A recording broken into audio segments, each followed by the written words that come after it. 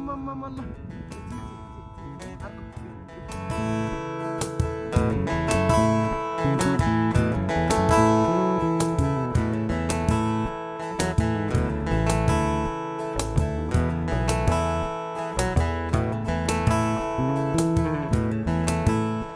hello नमस्ते from Sailung mini great wall of China चाहिँ भनि नहालौँ नेपाललाई भाइ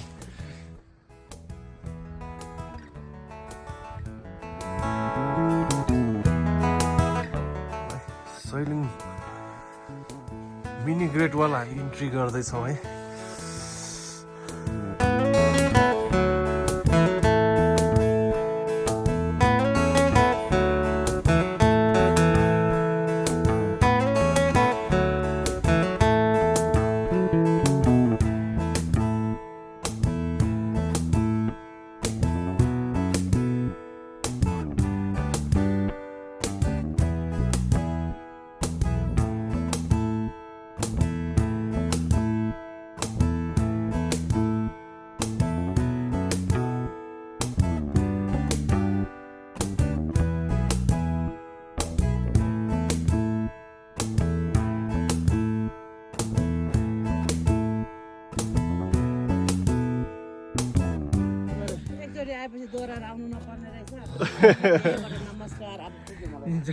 जति नजिक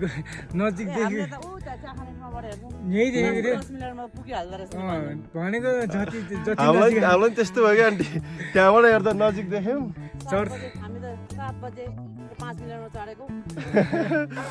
ल आन्टी ल राम्रो छ झर्नु सुस्तो यो तपाईँले देख्नुभएको टावर छ नि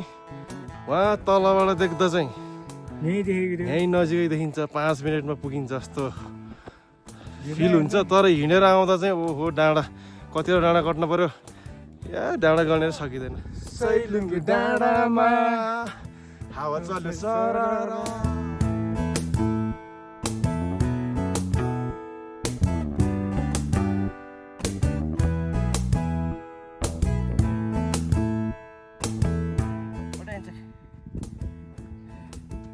सम्धि के छ सैलुङ्गे सम्धि के हो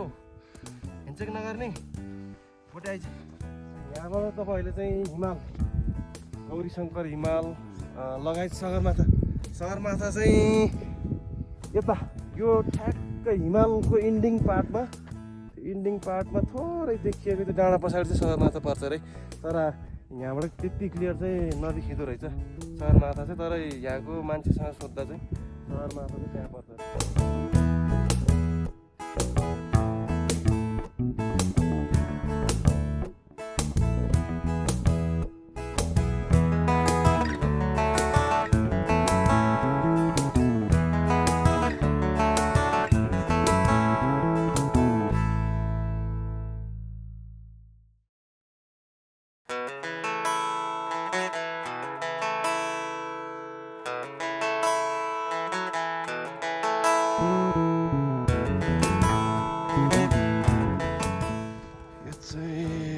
सैलुङको भ्यू टावरबाट फर्किँदै गरेको दृश्य है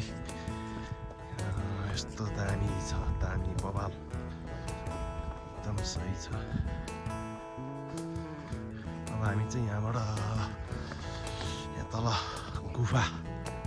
महादेव गुफा पनि रहेछ गुफा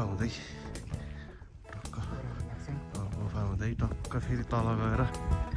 mini great wall of Nepal हुँदै तल हाम्रो साधन भएको ठाउँमा झर्छौँ र हामी काठमाडौँ फर्किन्छौँ तर बिचमा गएर चाहिँ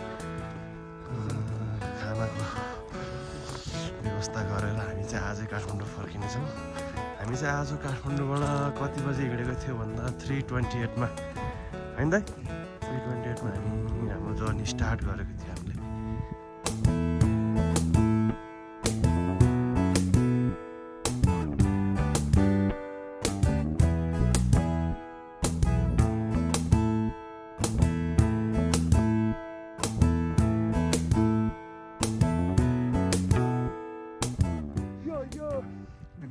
हाम्रो प्रेम भाइ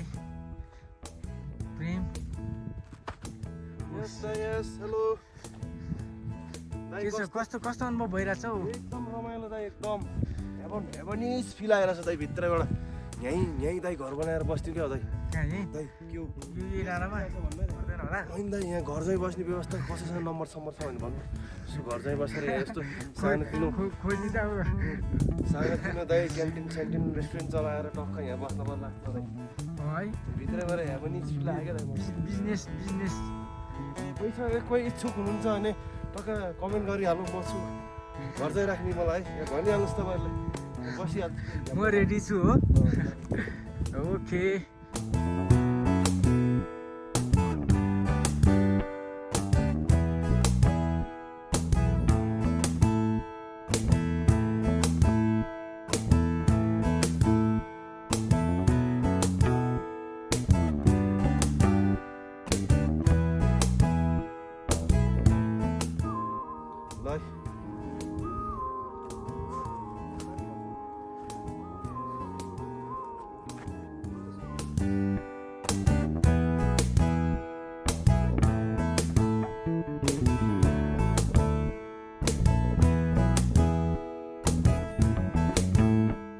यहाँ तपाईँहरूले सैलुङ माथि डाँडा भ्यू टावर जाँदै गर्दा बाटोमा एउटा घोडा स्ट्यान्ड बाई पाउनुहुन्छ तपाईँहरूले अनि घोडाको के कसरी छ लिनुहुन्छ तपाईँले फोटो खिचेको 50 रुपियाँ छ हिँडेको भिडियो गरेको 100 रुपियाँ छ हजुर तल बस पार्कदेखि माथि भ्यू टावरसम्म आएको चाहिँ 1500 रुपियाँ छ ए तलबाट नि लानुहुन्छ माथि ए भनेपछि हिँड्न नसक्नेलाई चाहिँ घोडाले तलबाट माथि लाने व्यवस्था पनि छ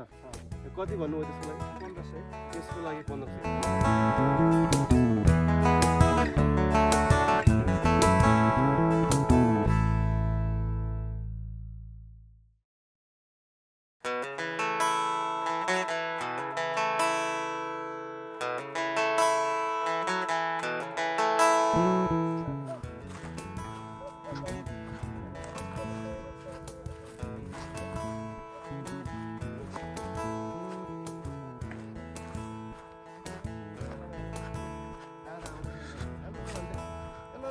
हेलो म बडीगार्ड गर्छु ढुक्क आए हुन्छ म तपाईँहरूलाई सैलुङमा एकदम प्रोटेक्ट गर्छु सैलुङ आउनु होला भनेर भन्न यता कति क्लास पढायो भन्छु ल यता हेलो भन्नु आउनु होला ढुक्क भएर प्रोटेक्सन दिन्छु भनेर भन्न बटे यार ए बट हेर त हेलो भन्नु हेलो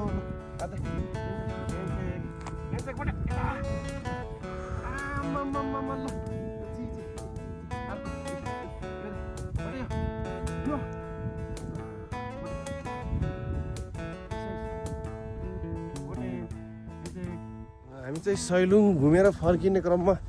हाम्रो प्रोटेक्सनको लागि हाम्रो पछि एउटा भोटे कुकुर आउँदैछ ल तेरो साथी खोइ आइज कहाँसम्म जाने आइज अहिले तल जाने भए बिस्कुट पाउँछ के साथी आइज घर जाने भने लान्छु तँलाई बाइकमा हालेर जाने हो ओए यता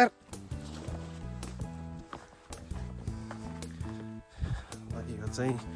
माथि सैलुङ भ्यू टावरबाट फर्किने बाटो यस्तो छ सिँढीवाला बाटो यो बाटोमा अलिअलि यसो भिजेको जस्तो देखेको चाहिँ आइस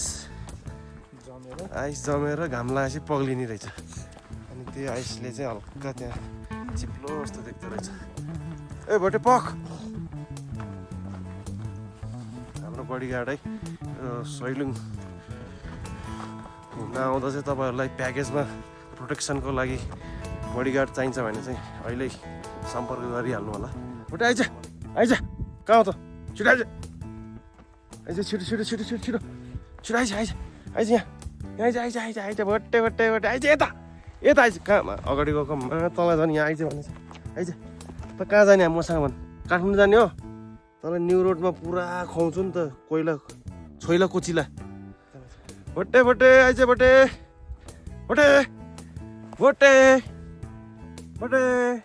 आइज बस्न यहाँ त कहाँ छोडेर जान्छ बडीगार्डले तँलाई हायर गरेको तँलाई एक दिनको लागि कहाँ छोडेर भएको छ ल आइज ओए भोटे पक एउटा हिडन सिक्रेट छ है तपाईँहरूलाई के भन्दा नि तपाईँहरू यो हिमाल हेर्न चाहनुहुन्छ भने अलिक बिहानै आउनुहोस् यतिखेर आयो भने सब बादलले हिमाल पनि लजाउँछ नि त नि हिमाल पनि लजाउँछ क्या त्यही भएर अलिक छिटो आउनु